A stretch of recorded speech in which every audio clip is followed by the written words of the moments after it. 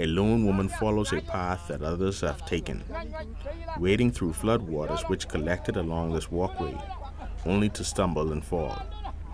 She is saved from drowning by a policeman on patrol in the area.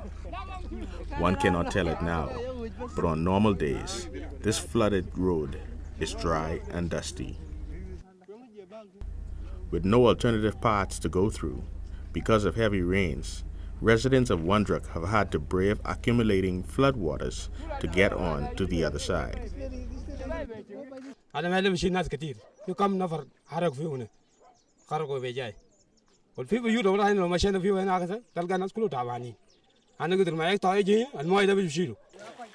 Over the last couple of months, thousands of families across South Sudan have been affected by torrential rains. Their homes and crops have been destroyed, and some have also fallen ill due to waterborne diseases or malaria passed on by mosquitoes which breed in stagnant waters. The malaria now has become high and high.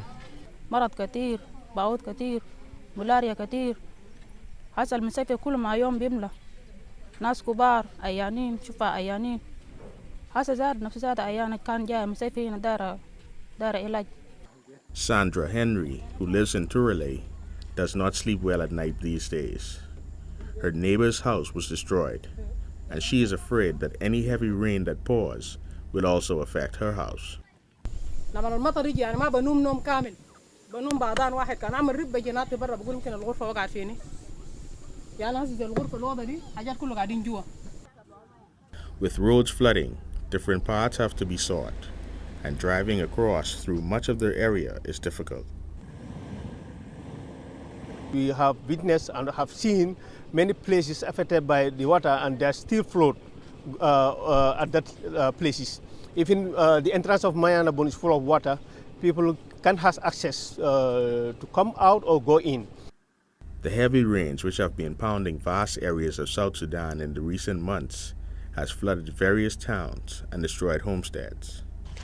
And this resulted to President Salva Kiir setting up a task force aimed at mapping out flood-affected areas. Hydrometeorological readings indicate a steady rise in water levels and rainfall, meaning that flooding may increase or remain stagnant on the ground for a relatively long period.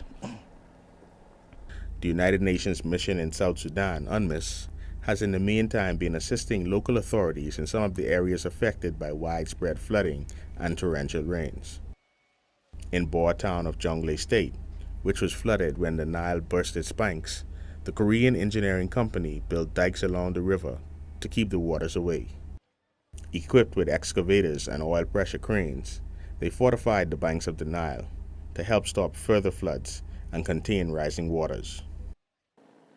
In northern Bahr el Ghazal and Warab states, UNMISS provided helicopter flights for the state's local authorities and ministries to carry out a needs assessment. It is a flood, natural flood. It is actually destroy all villages and crops and even animals who were evacuated also. With villages having to be evacuated because of destruction from the floods, the government announced that over 200,000 people have been affected by the persisting floods. Making the announcement, President Salva Kiir said that his government was dedicating up to $2 million American to assist flood victims who were in need of humanitarian assistance. Your government has approved the sum of 7 million South Sudanese pounds for the supply of the immediately needed items. We understand that our partners are supporting us with the provision of various food items. Flooding has affected about 6 states in the country: northern Bahr el Ghazal, Unity, Upper Nile, Warab, western Bahr el Ghazal, and Lake State, where rivers have burst their banks and flooded homesteads and roads.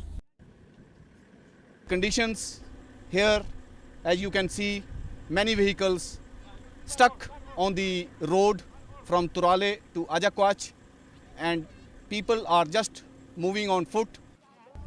And as the rainy season nears its end, and with various forms of assistance being sought, the President has called on South Sudanese to remain vigilant, cooperative, and courageous as various rescue missions aimed at alleviating the suffering of those exposed to the floods continue.